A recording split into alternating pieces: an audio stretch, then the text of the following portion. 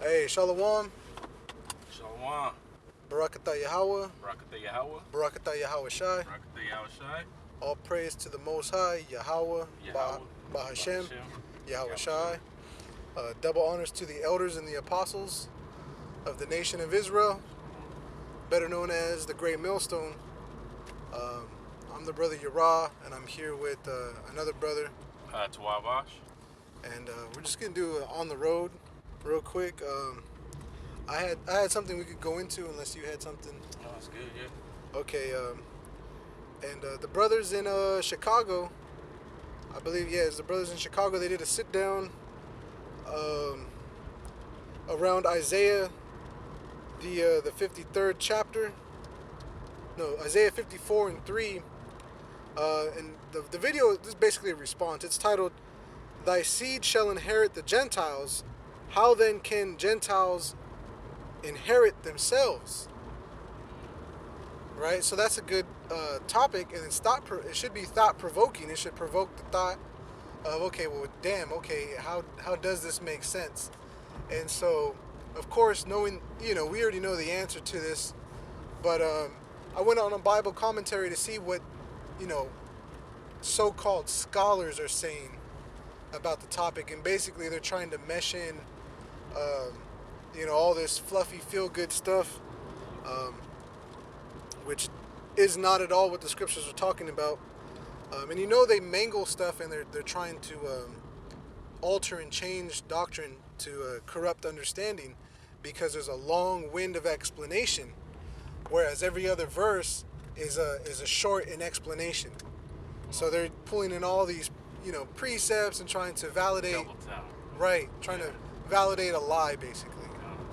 So when this is said in Isaiah the 54th and 3rd chapter, it's said of the nation of Israel that thy seed, O Israel, O Jacob, is going to inherit the Gentiles. What does that mean? It's literal. Your seed, your children, your offspring are going to receive, and as an inheritance, the other nations, the Gentiles, not to be confused with the Gentiles, Israelite foreigners, you see? Beautiful. And that's what they're trying to push. Okay, now, if that's the case, then that would make Ezra a liar, because he said and he asked, why do we not now possess an inheritance As the rest of the nations do. with the world? Okay, we'll get it. It's in 2nd Ezra 6, and to the point in verse 59. Actually, we'll start up a bit at verse 57. Okay, and I'm gonna swap some words to help understand, but it's completely in the context. All right, 2nd Ezra 6 and 57. And now, O Lord, behold these heathen, or Gentiles, okay, these heathen, which have ever been reputed as nothing, have begun to be lords over us and to devour us. But we, thy people, whom thou hast called thy firstborn, thy only begotten, and thy fervent lover, are given into their hands. If the world now be made for our sakes, why do we not possess an inheritance with the world? How long shall this endure? So Ezra was asking, when was Israel going to receive the kingdom of heaven? When were they going to receive rulership and power? So if the kingdom of heaven isn't on earth, why would there be a need to inherit the other nations as property? Right. That doesn't make sense, right? Right. So How could you? right, how could you? It's not, if there's no physical form. Right. That doesn't make any sense, you see? Yeah, because in the scriptures it says there's no nations. Neither Greek nor Jew. Kind of getting into the Israelite foreigners and the Israelites, but I mean, doesn't that mean that you don't have a carnal body up there anyway? Right. Right, so they're debunked, they debunked themselves. They're debunking themselves. So is Ezra lying in this case? No. Because this would also mean that the Lord Yahweh Shai was lying too, when he said that, you are going to receive an inheritance with me. Joint heirs. being a joint heir according to the promise.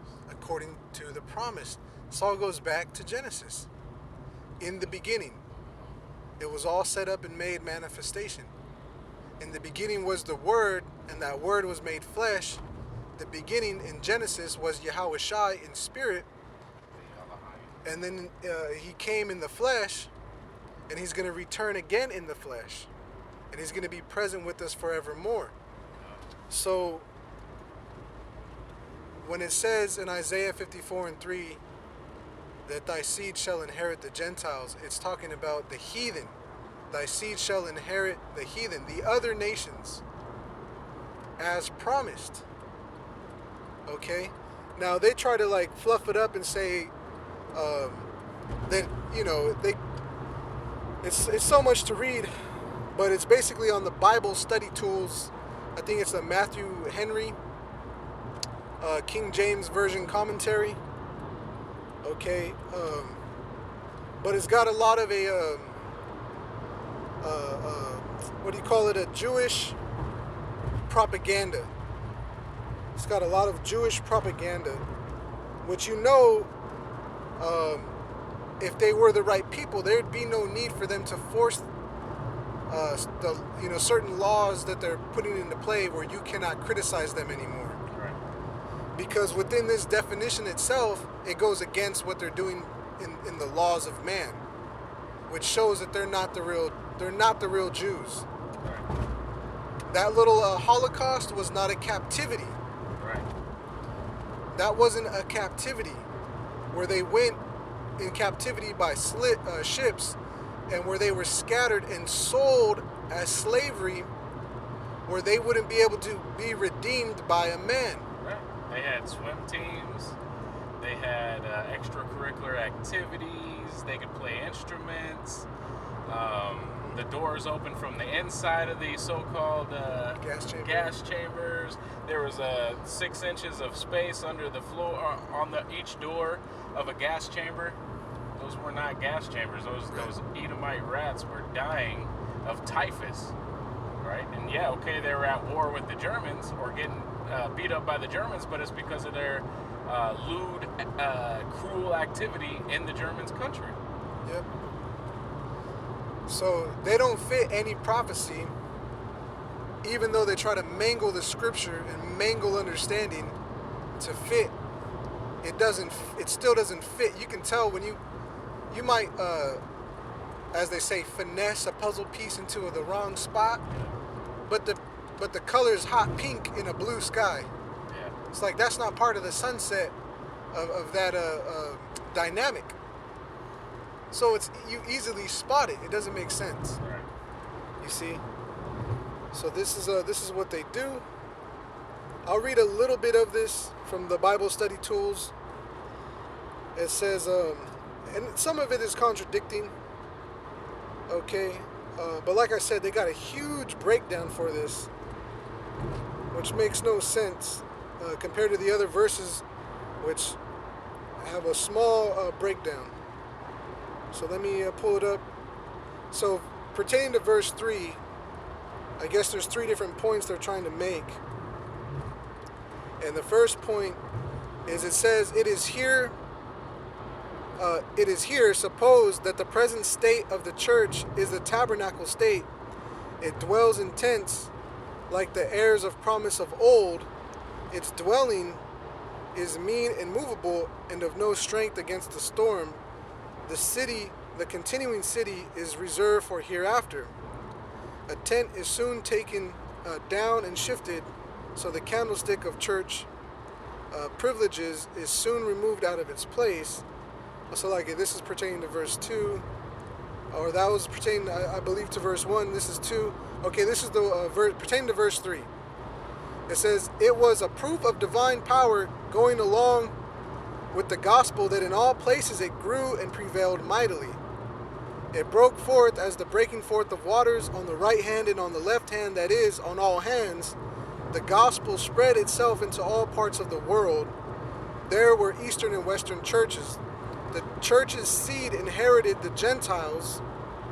So now see how it moved, the church's seed. That's not what it was talking about in Isaiah 54 and verse 3. Matter of fact, let's get Isaiah.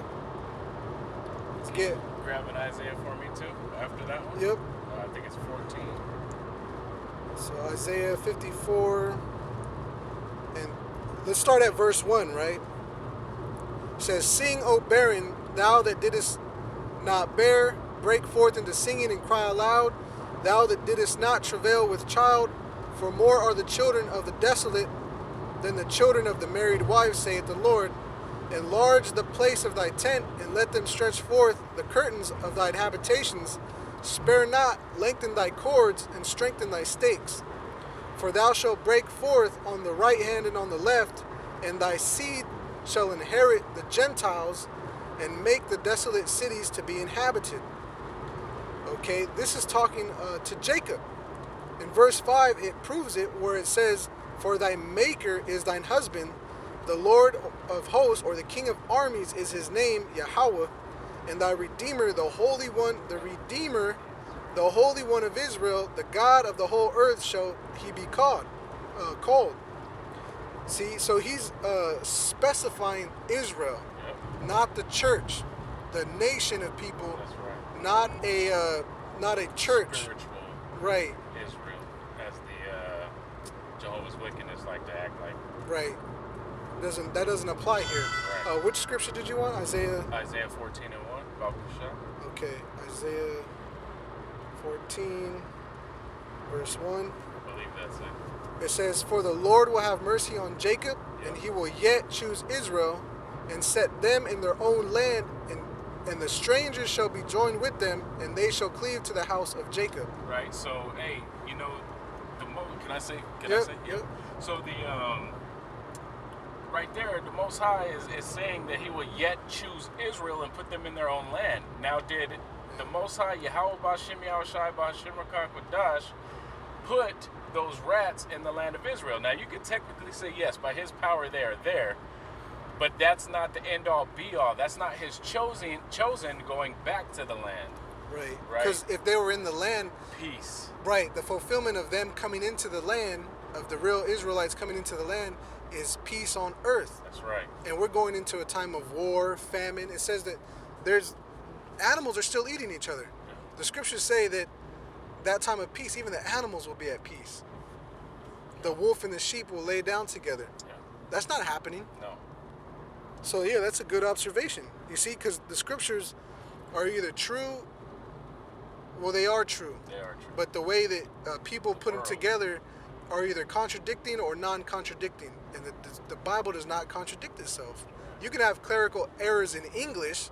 That doesn't mean that the Bible is wrong because the English translation is off. Right. That's not what that means, man.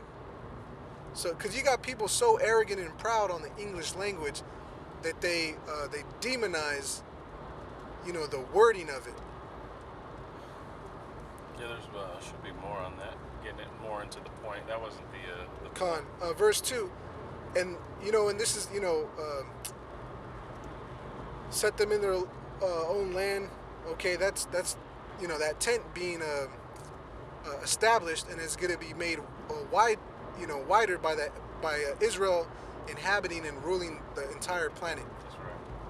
Okay, verse 2, "And the people shall take them and bring them to their place, and the house of Israel shall possess them in the land of the Lord for servants and handmaids. And they shall take them captives, whose captives they were, and they shall rule over their oppressors." So are those so-called Jews, are they ruling over the Germans? Right. No. Are they ruling over their oppressors? No. When has the so-called Negro ever oppressed the Jew, Right. the so-called Jew? They are the oppressor. Right. They funded the slave trade. It's that simple of a concept, and people don't understand that. And a lot of people are willingly ignorant. They refuse to accept that this is what the scriptures are talking about, or they refuse to accept the logic of it, because that's all it is. It's simple logic, but it's not. As they say, common sense isn't all that common no more. So, so that's the point there. And really, that pretty much sums it up. We can go on, for hours with this, but there's Look, man, the point's been made and it's known. So we, quick commentary. Until next time, we're gonna just say shalom. Shalom.